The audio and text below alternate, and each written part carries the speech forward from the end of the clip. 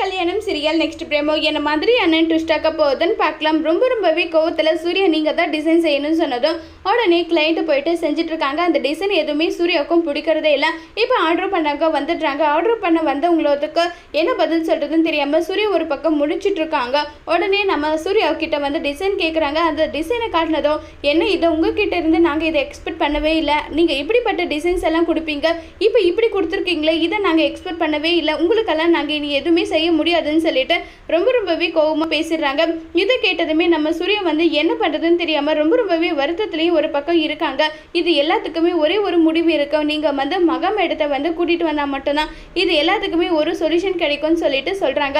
இப்போ என்ன பண்ணுறது எனக்கு ஒன்றுமே புரியலையேன்னு சொல்லிட்டு மகாவை வச்சுட்டு இப்போ என்ன பண்ணலாம், சரி மகாவை வர சொல்லலாம்னு சொல்லிட்டு சூர்யா கால் பண்ணுறாங்க. ஆனால் நம்ம சூர்யா கால் பண்ணால் மகா எடுக்கிறதில்ல.